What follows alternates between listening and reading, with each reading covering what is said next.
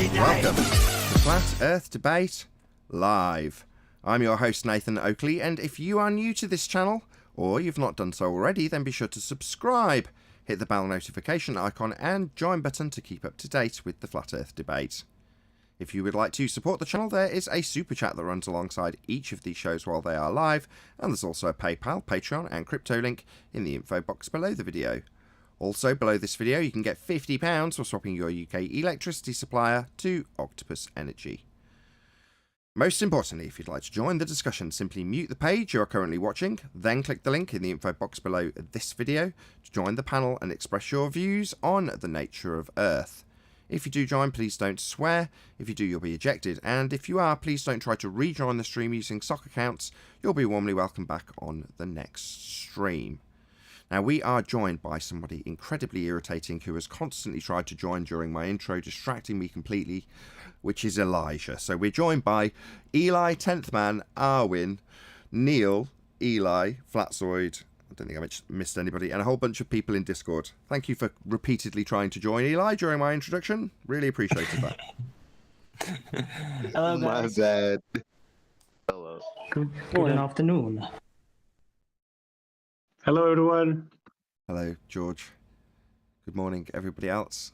I'll hustle a few people off mute in Discord if there are anybody, because we're going to go straight to housekeeping. Any evidence of axial rotation of the Earth-based variety? Not yet. 9. You will never get that. Racist.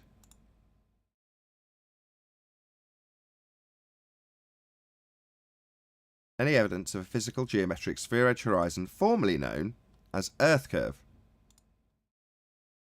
Would that need physicality? Say it again. So would that need physicality? That would mean physicality, that's correct, Flatzoid. Then why are they streaming around refraction and optical illusion then? They being anti-flat earthers that rebel against our argument that refutes the idea that they have a physical geometric sphere edge for a horizon. Well, they're offering up rhetoric that doesn't sit in line with the claim that we've got a physical sphere edge for a horizon. They would be anti-flat earthers, Flatzoid. Then a definite no.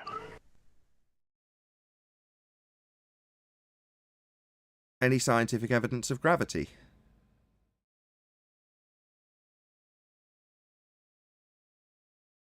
How do you manipulate a conceptual thought experiment?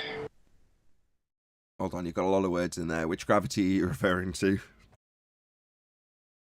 Well, the latest one, even though it keeps changing. But yeah, we'll take Einsteinian. The Einstein for pseudo-force, 3. It's not really a force. How do you manipulate things in pseudo-4 space? You don't.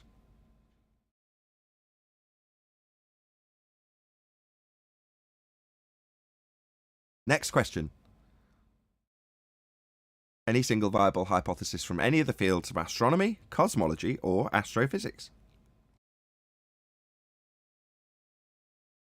Not yet. Will we ever get one? We'll keep asking.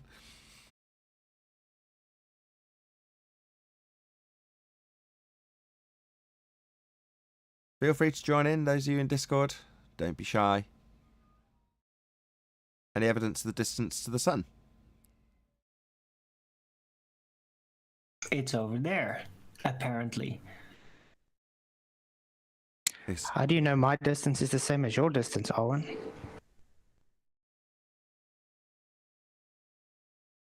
It's 3 Arwinian units. You're going to need R for that. The Arwinian unit is based on the AU, and you know it. No, you need Arwin for that. Yeah, you're going to need R. You know Arwinian units are a derivation of AU. There's 3 of them instead of 1 of them, but it's still a derivation, so you're going to need R for that. Any evidence of the R value? That would be Earth radius. There are be none here, Captain. Derived, calculated, presupposed. Oh, so calculation is not measurements?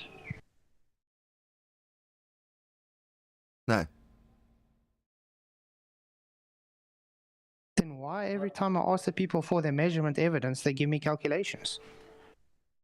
It's part of the magic trick.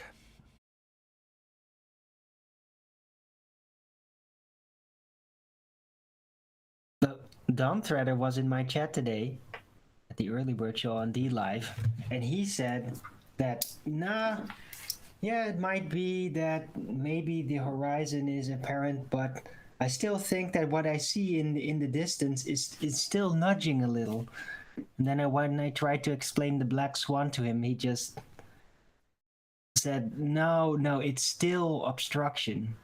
So I think that in his mind, it's better to just think that the horizon can move around geometrically than to concede that it's not a sphere. My memory may be playing tricks on me here, but correct me if I'm wrong.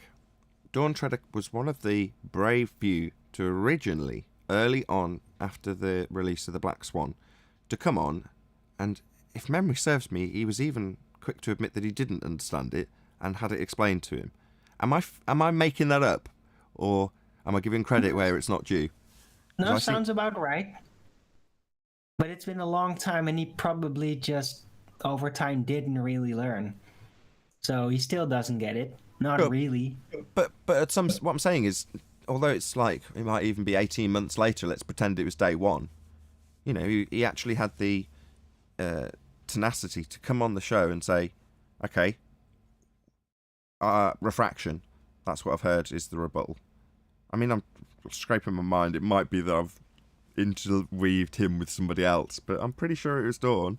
And he came on, he had a reasonable degree of humility, which is probably why it's stuck in my mind. Yeah, I think you got that right. I do remember him doing that. Anybody's watching that knows Dawn, if you can just give him a tug and say, Dawn, Nathan says you were actually brave enough to go in and get the lowdown on the Black Swan in the debate. Is that the case? Because I might be wrong. It might be someone else.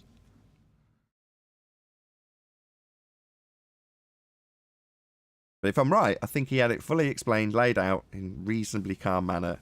He came with his rebuttal, so he was at least armed with something. He didn't just come empty-handed and say, tell me about the Black Swan, I don't get it. He didn't do that. He's not that dumb. But by the same token, credit where credit's due, if people come back and I think they will and say, yeah, that was Dawn. You know, he came in, he had it explained to him. Obviously, he didn't have a rebuttal to it, but at least he had it laid out for him in a debate. That's fair play to Dawn, I would say.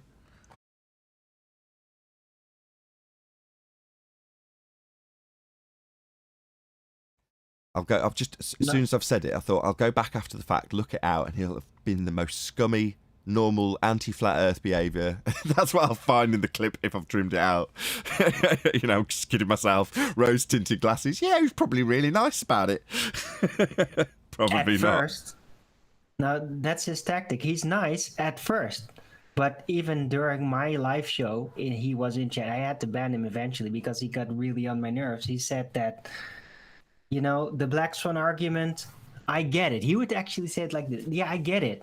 But it's because I don't trust the one that's telling me this, and therefore I'm going to ignore it. Right? Then I spent like 15 minutes trying to explain to him that, like, sound logic has nothing to do with people's trustworthiness or intention or any action one might conclude to take out of that. It's just data. It's just logic. It works. Has no relation to anything. And he just wouldn't see it. He just said, no, it's because you're a flat earther telling me this. No, I get that. So, No. No. Thank you, Dawn. You're going to get props twice in a row. This is never going to happen again. Right? He has basically told you the full motivation of what I have labelled anti-flat earth. He has just literally laid it out for you. It's not that I don't get the logic or that I don't want to look at the logic. The information source is a flat earther. Therefore, instinctually, I am going to reject this information and find an overcome to how it has been put to me by that individual. That's how we end up with, well, Earth doesn't rotate underneath, stupid flat earther. Like, hello? Your globe claims it does, but because, like Dawn, I don't trust the source, you're a flat earther, therefore you must be wrong. It doesn't matter what you're citing. Second law of thermodynamics, made it up. Fallacy of begging the question, come from a flat earther, made it up. And that's how they end up looking as stupid as they do. That's why they end up on the numpty dipshit clips on Quantum Erasers channel.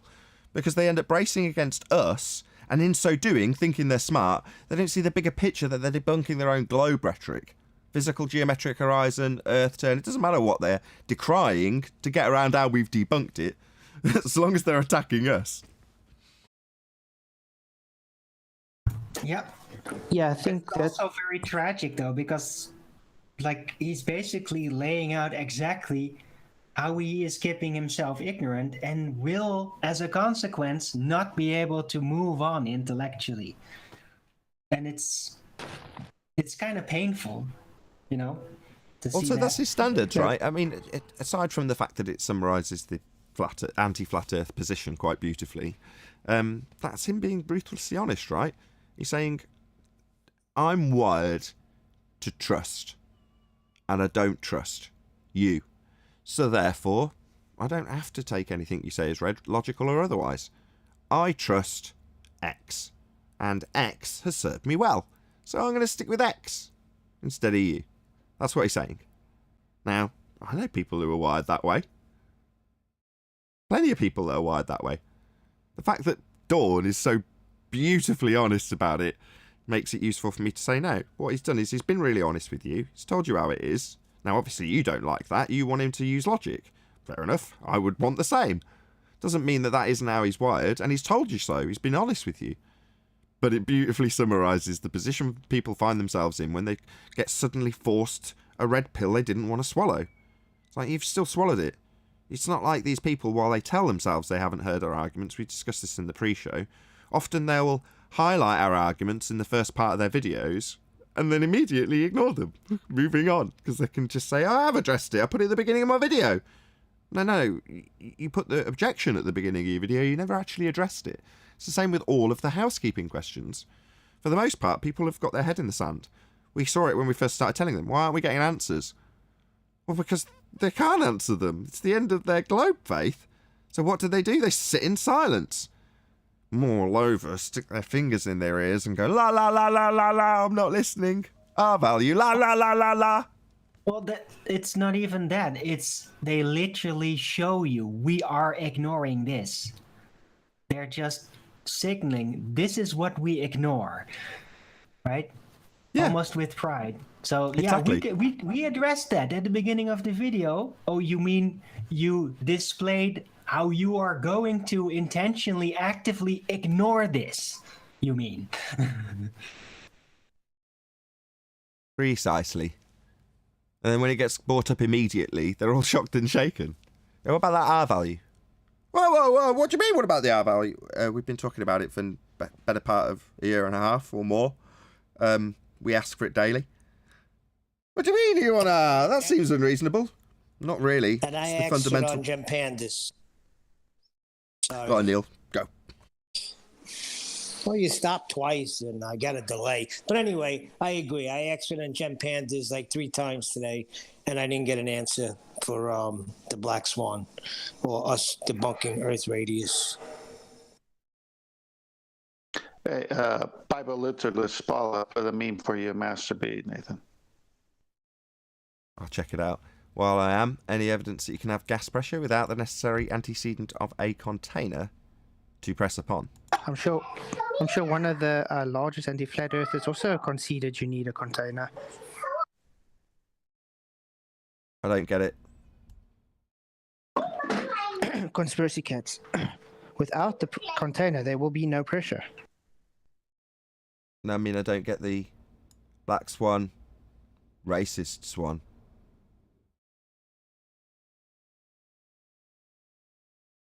I said one of the biggest anti-flat earthers had to concede this point. Yeah, I think it was on the conversation you were having with Arvin on, what was his name? The guy who recognized it at first? Dawn Threader. Yeah, I think it's a play on that. Well, I find that thumbnail that Paul has made quite offensive. I'm 16% swan.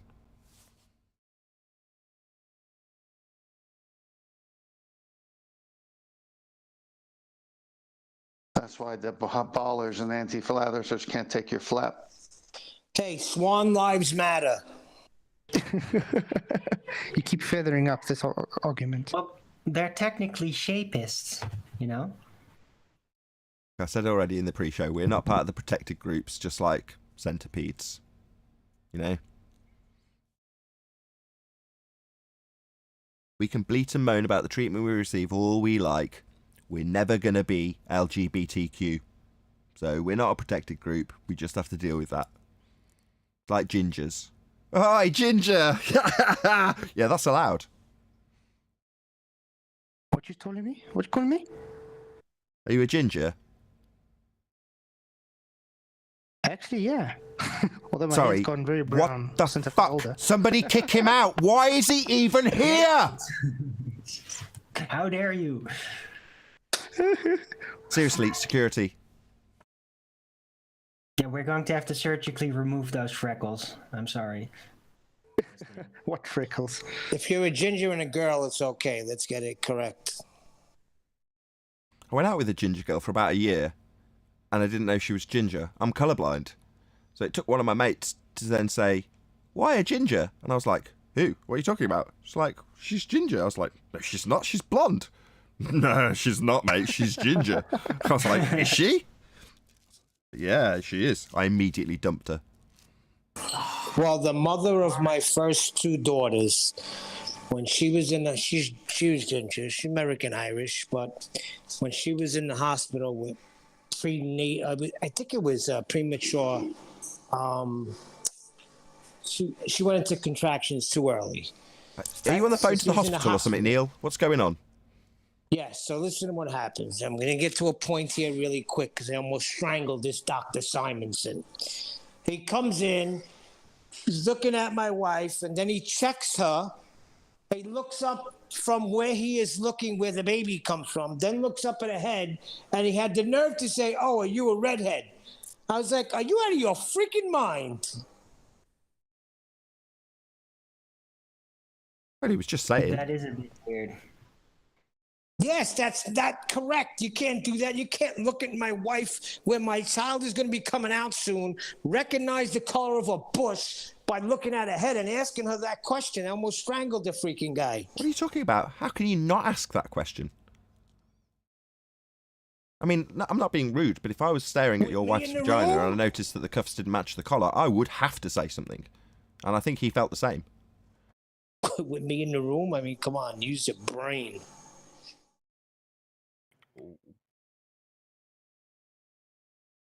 Are you a redhead?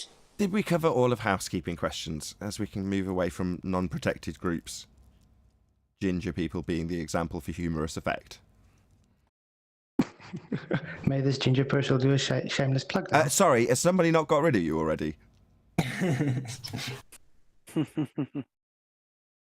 Yeah, we got to be careful. One day they'll take over the world.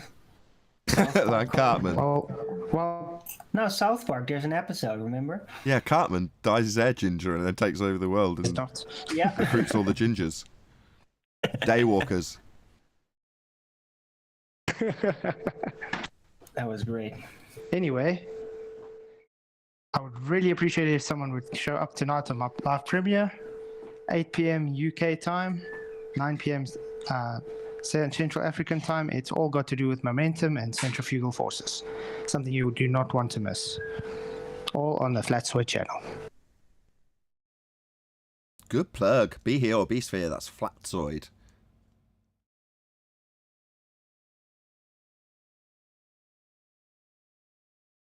I take it we went through all the housekeeping questions then, because normally I say, have we done them all? But you are obviously keeping track so you can get your plug in as soon as possible for a live audience. Don't blame you.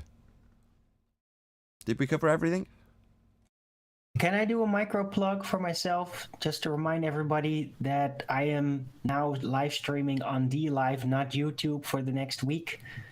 So I'm still doing the early bird show. I'm just doing it on DLive because I am temporarily disabled from live streaming.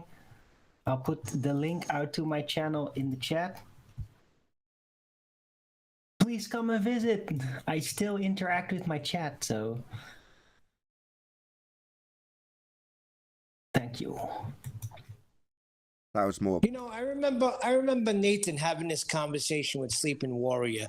Why can't you guys just follow the rules? Which rules? YouTube rules. Oh, the terms of service. Yeah, I don't know. It's a challenge for some people to read the terms of service for the service that they're utilising. Fair enough, I suppose.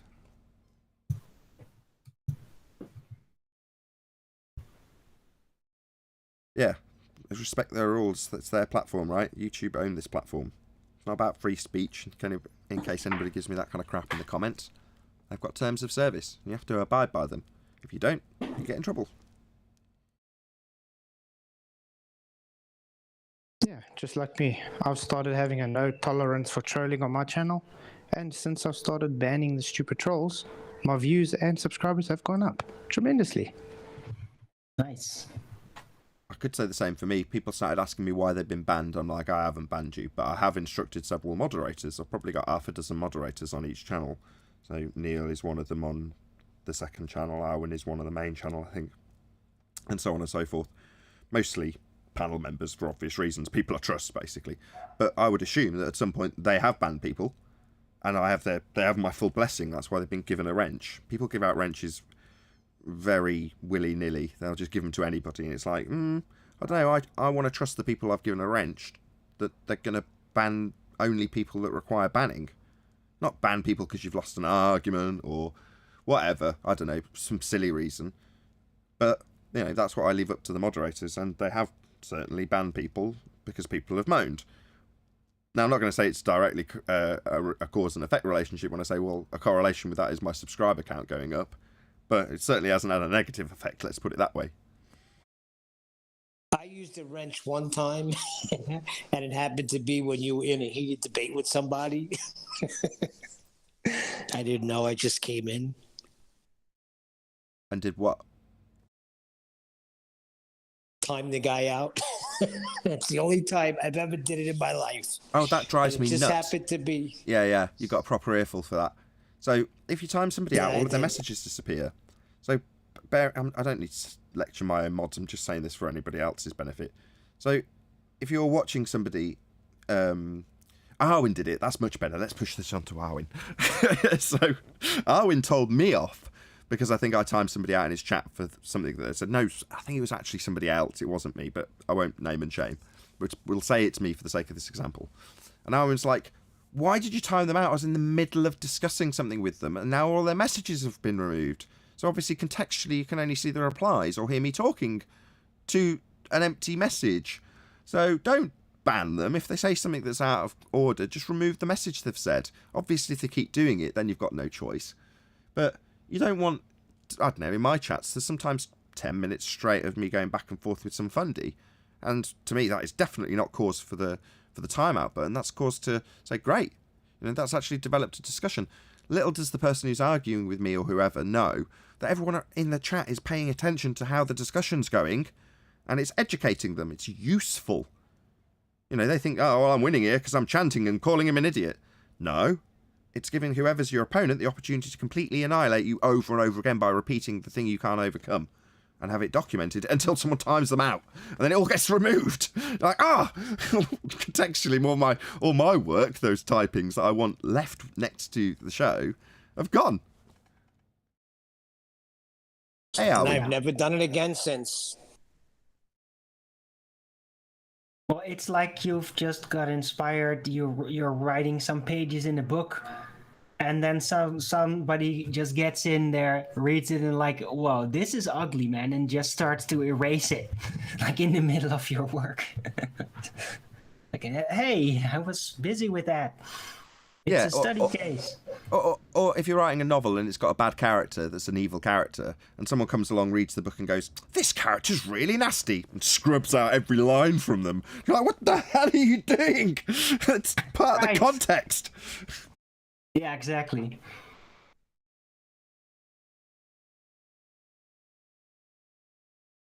Yeah, I've seen Paul Connell's a member, and he's saying, give me a wrench. I've seen people who do that. You become a member and you instantaneously get a wrench as well. It's like, really? What happens if somebody that doesn't like you comes along? pays a few quid to become a member, you wrench them, and then just ban everybody. Just ban them all from your chat when you're not looking. You've then got to go in and sort that out. I'm not suggesting for 1 second you'd do that, by the way. Sorry. I was just saying to the person in chat that I wasn't suggesting they'd do that to Paul. Right, but yeah, some trolls have a lot of time and money on their hands. They will go as far to actually pay to troll. Right?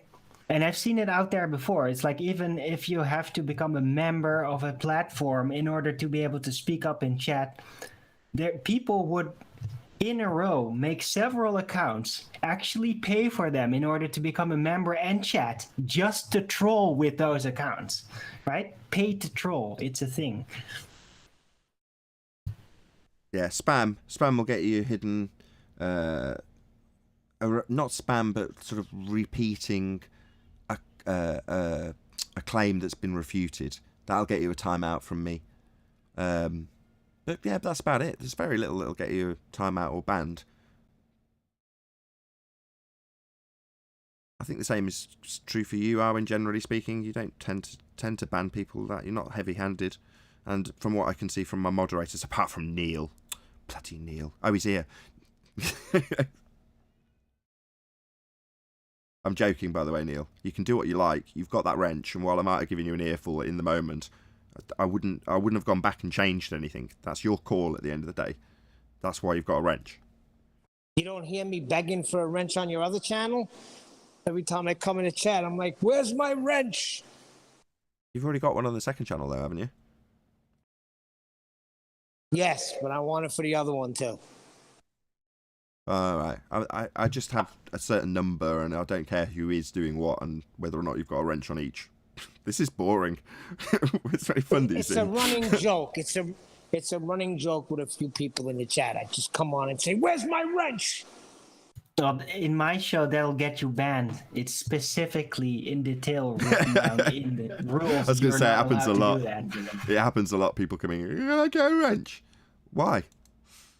So I can feel superior to everyone else here.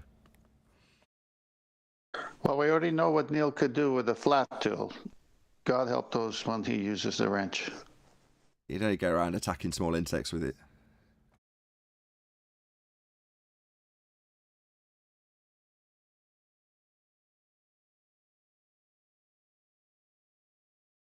Anyway, evidence of sphere Earth?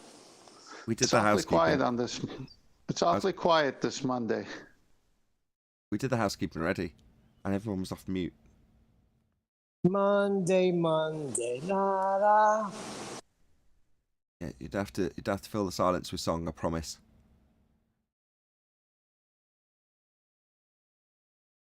So no fundy exchanges that have been exciting over the weekend, as we now know what day it is when this goes out on a re-up, and it makes no sense. Thanks for that.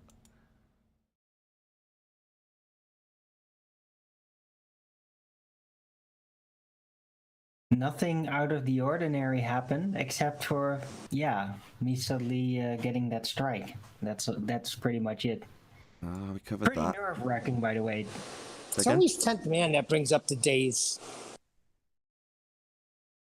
It's my weakness. Boom, boom. Good one. Even though the other day I brought up the date. Well, I mean, the only thing notable over the weekend is, well, you know how you said, well, the text chat is useful for people paying attention because they can see you raise, some objection, and then they can see them not answer it like about 50 times or more if you're doing it for hours. If you know how to stay on point, then they'll literally try to, they'll spend 5 hours not answering your one direct question.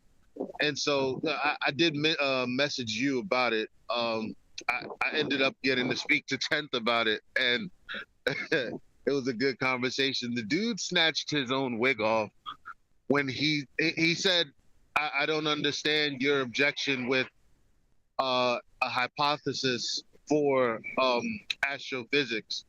And basically, because it started because I said, well, there is no valid hypothesis, no testable hypothesis. And then he said, well, cosmic microwave radiation background. or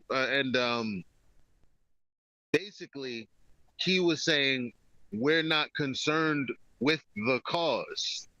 And I'm like, well, sir, that's the whole point. The hypothesis is a prediction of how the independent variable affects the dependent variable. So that's pretty much the only reason that you have a hypothesis, is because you're basically you have a supposition into what the cause can be for a phenomena. Right. And he says we're not worried about the cause. I was like, yo, you're done. So here's the statement. The scientific method is exclusively interested in the elucidation of the cause of a naturally occurring phenomena. Or to put it more succinctly, science deals with cause and effect.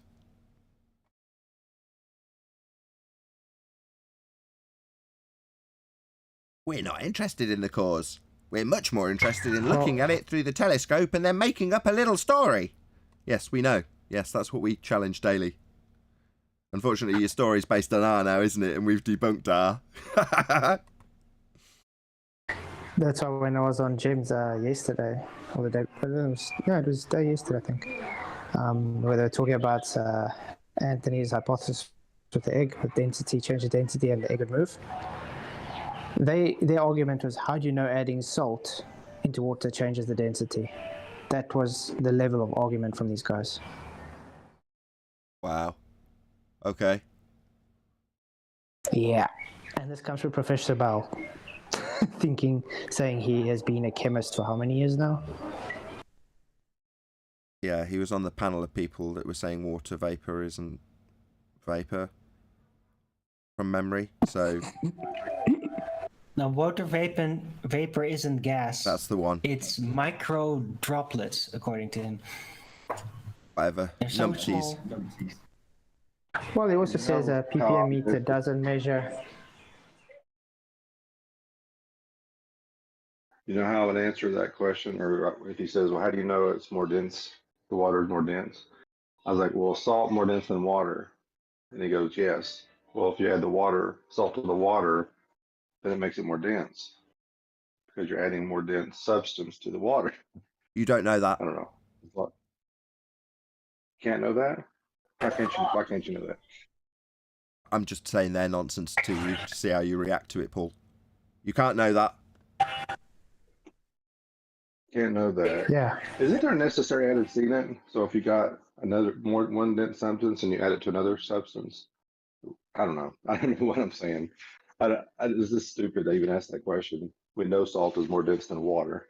It settles at the bottom of the water when you pour it in initially, and then you stir it in, and obviously it's going to make this water more dense. I don't know. Right. If I add a dense substance to water, it will become more dense. I added a dense substance to water and it became more dense. It's modus ponens, isn't it? If A then B, A therefore B. Yeah, well, Right. he That's what I doesn't was thinking. I understand. Oh, hold on 1 second, Flatsoid. Yeah, well- Say again. Just 1 second, Flatsoid. Go ahead, Paul. No, you're right. I mean, yeah, it's a modus ponens. Exactly. I guess that's what I was trying to say. Go ahead, Flatsoid. Sorry, what were you going to say? No, I'm just saying because when you add salt and solidate into the water, it actually heats up, so it changes the temperature. And when you ask him, okay, what happens what's the difference between, does the density change if you heat the water or not? I mean, that's also quite simple. Just because it changes with heat as well, it changes that. And because it has a convection current based on density change, that already debunks the gravity argument as well.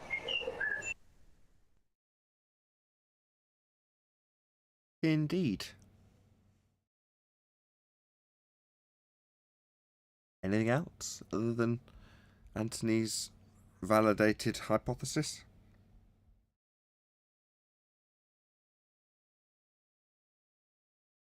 Well, I mean, yeah, like the description of gas pressure obviously debunks gravity, seeing is that, in their paradigm, the gas particles are also mass. So they would have to say, yeah, they're attracted to each other.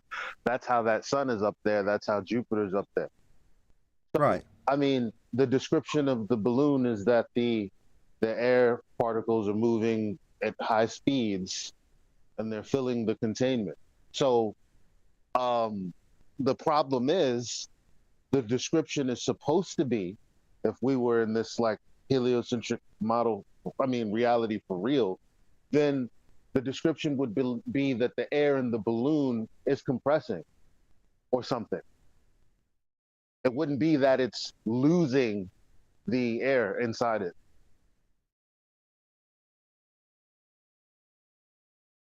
I don't know about offering up an alternative that should occur in a heliocentric model we don't exist in, but fair play to you. Your bottom line point was correct. Ultimately, if you're going to say you've got Newtonian, actually Reverend John Michell, CV Boys, Cavendish gravity, then you've got to say mass attracts mass, and gas debunks that. Exactly.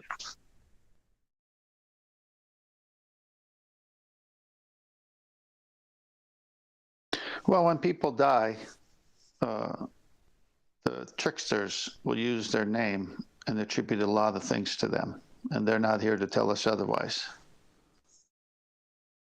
I don't think Newton cares. He's dead.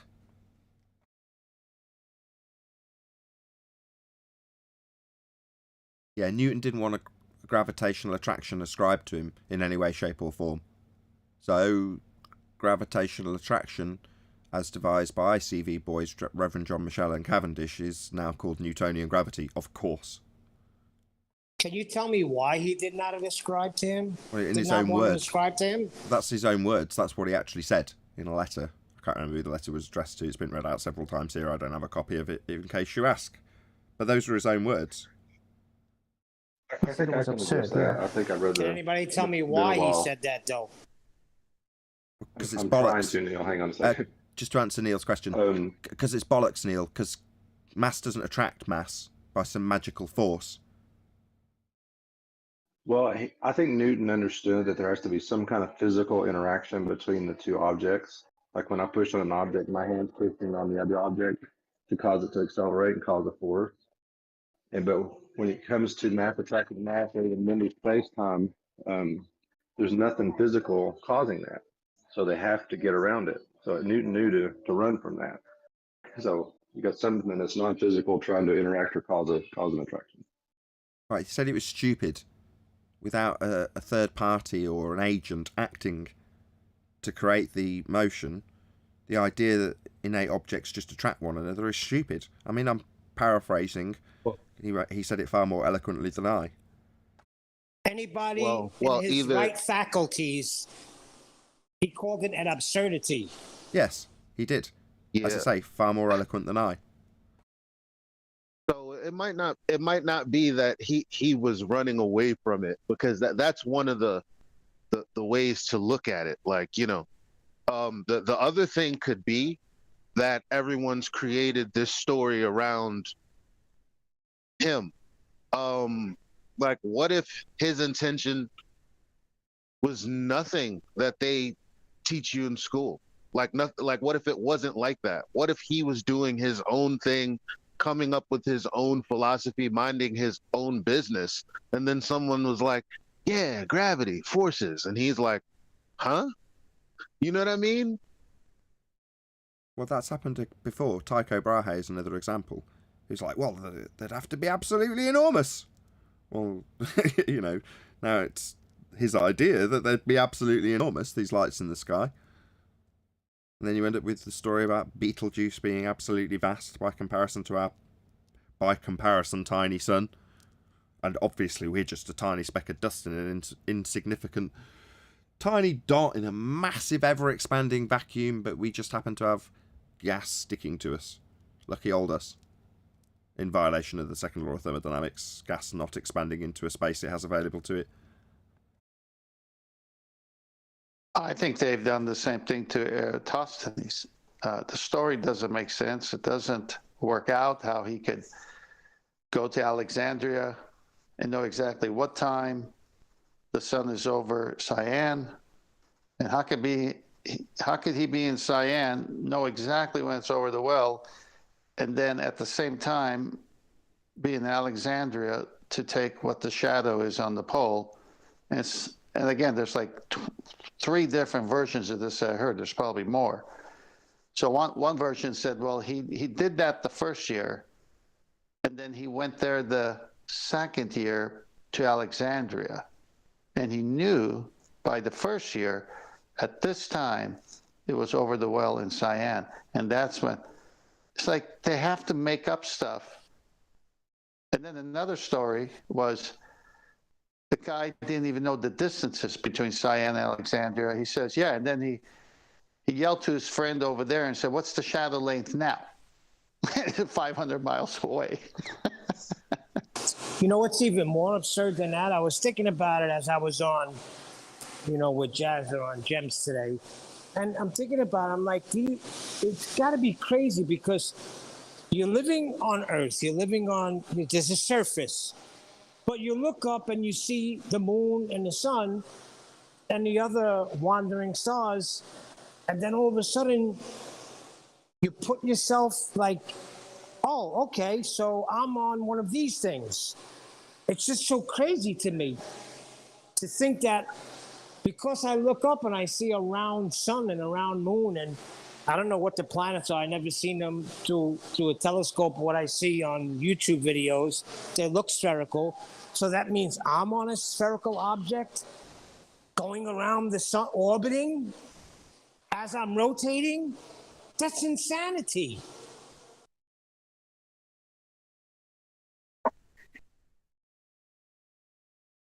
Yeah. I'm feeling a lot of these people are made up. Go ahead. I've discovered what my theory is that these people are all made up and not real. And also looking into that Cavendish, I don't know who's the quack, if it's the Reverend John Michel or the Cavendish guy, but I was looking into DNA because DNA was also discovered out of there's a whole department in Cambridge University called Cavendish. And I was looking into DNA to see if I could figure it out. And it also seems like nonsense too. It's just a model based on a picture that was done with diffraction and X-rays. And they're claiming it's science. It's just a model and it's coming from Cavendish. So they have I think this whole Cavendish wing of Cambridge University puts out nonsense. Crazy man stuff. Well, they punt it as an experiment, which is the main issue. No observed phenomena to observe. Mass attracting mass is the claim phenomena. Mass would be their independent variable. If mass, then mass attracts mass, would be their hypothesis. But there is no phenomena to observe in nature where mass attracts mass. And by their own vernacular, you've got mass in the gas, and it's not attracting. So it's a complete nonsense notion.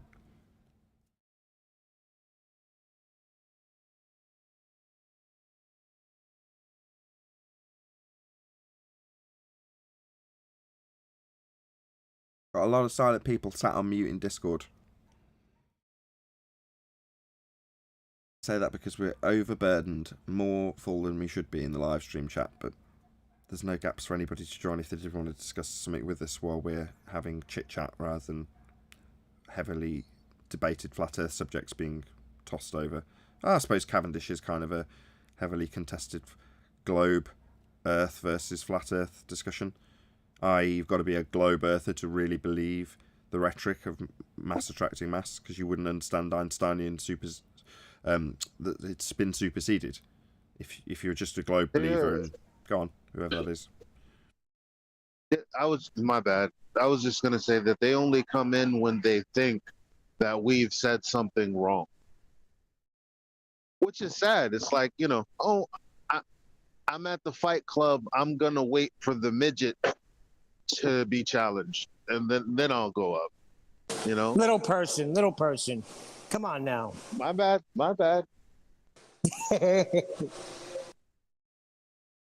Like the fact is, every day when we're talking about, well, how can you have gas pressure without a container? Where's the scientific evidence for gravity?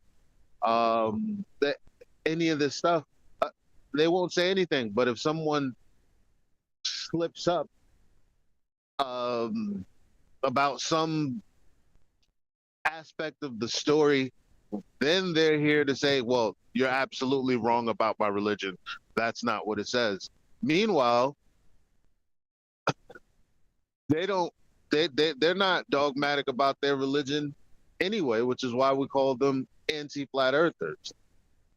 Because whereas Neil deGrasse Tyson and all these other folks think, well, yeah, we're spinning, and then when you leave the earth, that's the second reference frame. They don't think that. Or the horizon being, the leading edge of a sphere. They don't think that.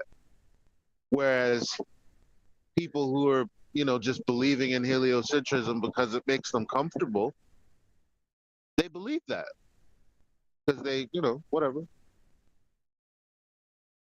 It's the wider reaching implications that I think a lot of them are scared of. So, if they've been lied to on that scale about the very nature of the existence of the ground beneath their feet, what else would they have been lied to about? You might have to consider those things. Whereas if you just sort of accept that everything around you is true, then everything's around you true. Should we all join hands and sing a little song? Everything is awesome. Don't sing everything. Well, they don't even. Go on. Yeah, I can't believe that movie is a movie. I'm sorry. Because it's the movie reference. Everything is like, I can't believe that movie is a movie, and then people are just literally acting like that. Oh, there's so many metaphors in the Lego movie. It's great. Same with Sausage Party. Are you saying they're linked? Boom, boom. I recommended it to JLB. Yeah, So I don't know if he thought I was joking the first couple of times I went into his comments, and I was like, have you watched Sausage Party? And I think I got a reply like, yeah, whatever. And then I went back, next video, no, seriously, have you watched Sausage Party? It's like, yeah, that looks like a stupid flick. And you're like, yeah, it's got a picture of a hot dog, clearly, subliminally, it's less than subliminal because it's overt, right? What it's supposed to be, I won't detail. Nevertheless, it's like, yeah, but they ram in a load of allegory in there and a load of quite useful lessons. If you've got eyes to see. In other words, most people won't pick up on it. They'll see the story and how it's on a surface level, giving you information about these obviously fake people because they're vegetables that are talking and singing. So that's not you, right? How could that be relatable to you? It's just a funny bit of movie, right? Yeah. Well, no, not necessarily. There's quite a few things in there that they're trying to hint at subtly in terms of the way you're controlled. Now, if you don't pick up on that, that's all the better because it's still a very amusing film. But if you do pick up on it, like some people will, then you'll point it out to others and go, yeah, like most movies that are decent, there's many levels to it if you can look for them. Some subtle, some not so subtle. Shout out to Retro Bill. He says, the $6 million man running 60 miles an hour made me believe by showing him move in slow motion that was perhaps a nod to how they portrayed the Apollo astronauts. Random thought of the day. It's a very interesting point. I was going to comment on your statement why they deny that they're afraid to find out they live in an illusion, right? Or how did you put it? I was reading somebody's super chat that came through, so I was only paying half attention. I'll just shout that out so it doesn't distract me even more. So Emma, at another level, says, arguing with globe zealots is pointless. Thank you very much indeed, both Retro Bill and Emma, for the super chats. We call them anti-flat earthers now. I assume by zealot you mean somebody who's relinquished their actual globe rhetoric in favour of anti-flat earth rhetoric. I could be wrong, but thank you for the super chat. Go ahead, 10th. Yeah, you said something about the reason that you feel they really live in denial is because they realize they don't want to realize it's been an illusion, they've been lied to, and I can't remember exactly the word you used. Can you repeat it? Well, I was actually kind of going on what Conspiracy Cats told Haunted House. So, in an interview maybe a year or two ago, he explained the wider-reaching implications of if flat Earth was real. That's essentially all I'm paraphrasing, which is to say that you'd have to consider other things that you hold dear and near as being correct and true, and why would they lie, etc., etc. You might have to reconsider those things if the nature of your very ground beneath your feet is proven to be a complete lie. Right. So when you're talking to people on any subject, and it doesn't have to be the show, topic here, you find that some people can't wait to discuss it with you because they just embrace that subject. Then other subjects people stay away from because they really don't care about it or don't know too much about it. So when we bring up to our family and friends flat Earth, and we start giving the 8 housekeeping questions, these are such pointed questions, logically based questions, that you can see the eyes rolling in the back of their head when you bring it up. And they know they met up with someone who's done a little bit of study on this, not just cursory research. And so either they go forward, as I've noticed, and then they get demolished, or they say, well, listen, you're just one of those conspirators, or they start ad homing. I don't know if I've seen anything in between. They either entertain it for a little while until they can't take it, or if they can't take it, they end up becoming flat earthers, or they just start ad homing you. Have you noticed that? Yeah, I've run this show for several years now. Do you having me on? Yes, of course. Well, that was basically for the audience to pipe in as well. I know you know that. My bad. Anyone in Discord notice that? Anyone in Discord, are you that? Or should I just bring up the obvious? Navigators need an angle measuring instrument. Keyword angle measuring instrument. A sextant comes to mind. It measures the angle of a celestial body above a horizontal line of reference. Thus, no curved line, no curved surface will allow the sextant to be functional. Anyone want to take that on? You know how an angle is being achieved of a celestial body? This is the year of the sextant. Anyone in Discord?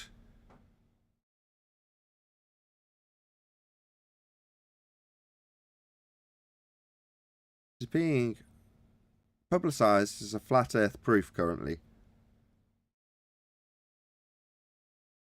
This is the most limited challenge to anything I've ever titled as flat Earth proof so far to date. 10th man.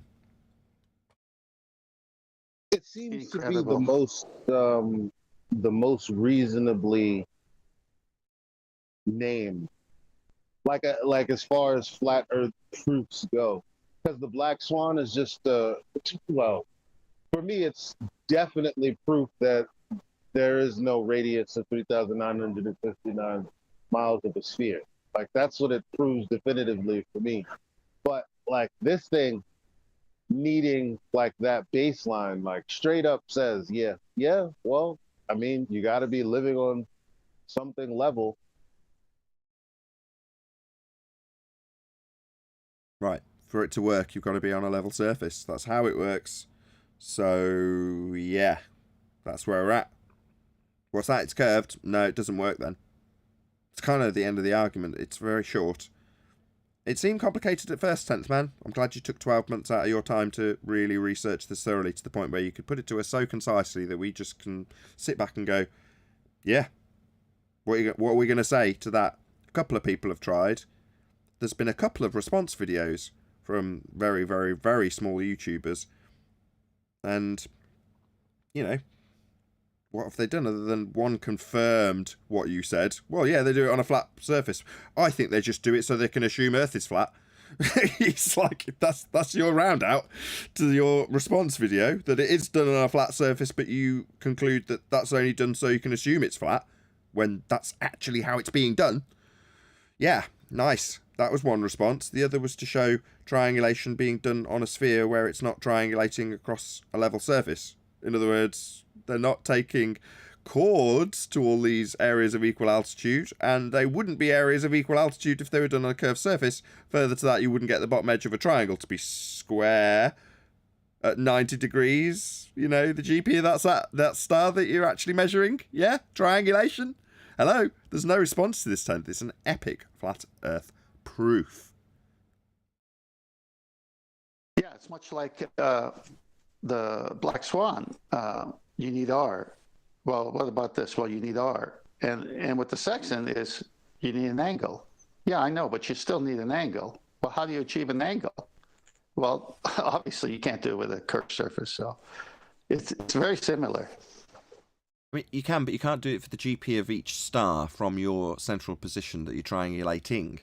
So when they do the diagrammatical representation of it being done with curvy, level surfaces that don't give you flat bottoms for the triangles, then they assume a zenith position, like when they talk about gravity. So each particular star has got a zenith to the centre of a presupposed spherical Earth. But then you have a curved bottom to the triangle, unless they draw a chord. And it's like, well, you're not drawing a chord when you draw out a straight line to the horizon and then use it to get a triangle. That's not what's being done. If you did, it would put you in a different geographical location on the surface, which is curving away from the chord you've drawn through the centre of your presupposed spherical Earth, that isn't done when triangulating. It is just that simple. It is not done in the get around, work around, anti-flat Earth way that they've presented, and the way they've presented doesn't even work because it doesn't give them the bottom edge of a triangle flat. Well, I made a slide and I said sextant could only work over a flat surface, and then I made another slide that says sextant cannot work on a spherical surface. And I think Bev at Try Thinking would even agree here, and I think he even said it once on the show here. The minute you mention angle, it's over for any curved surface, because it's like you can't say angle and still think curve surface. You can't get an angle. That is exactly Bev's rhetoric, and more power to him because he's banging that drum constantly. And I think he's getting frustrated because a couple of times I've heard him, sort of, or have it presented that he's poo-pooing other arguments. It's not. He's just determined. He's got his point in terms of how it would actually work. The geometry is fixed. There's no two ways about it. You've just described it. As soon as you talk about an angle, it's like, yeah, they're never going to achieve that if the ground beneath them's curved. And more power to you, Bev, if you're listening. Good for you, my friend. Keep banging the same drum because you've got a good drum to bang, and I don't blame you for saying, no, my drum should be loudest. Good for you. Keep banging it. Yeah, no matter what QE says. Oh, did QE say he was a scumbag? Actually, take it all back. Bev, get lost. I'm only joking. They do terrestrial sightings with the sextant when they're near shore, like to a lighthouse, because it's right there. You can see it, and you got a chart. And you could draw a line of position to the chart with an azimuth, and the two lines of positions can cross, and you know where you are.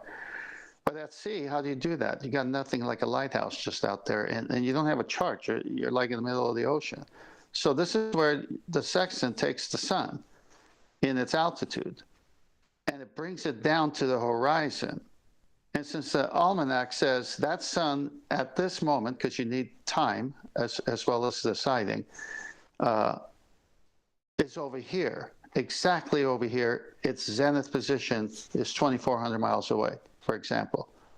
So you bring the sun down to the horizontal line, and you take your reading and the time. You go to the book and say, the sun is over here at this time, and here's your angle to it. You're 2,400 miles away.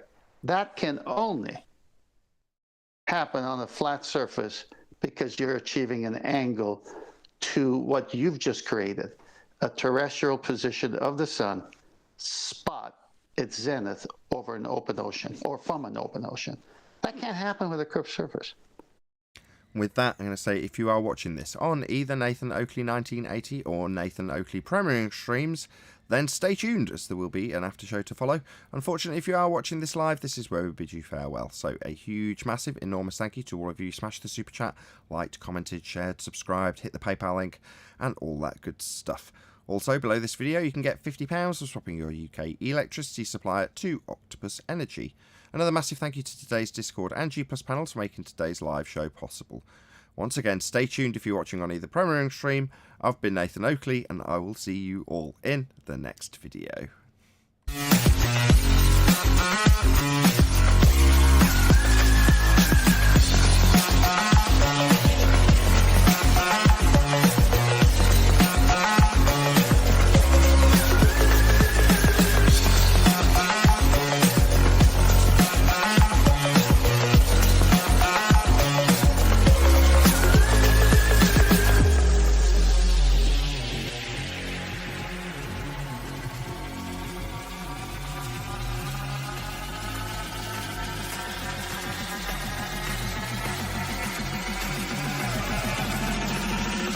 Oh, what a day! What a lovely day!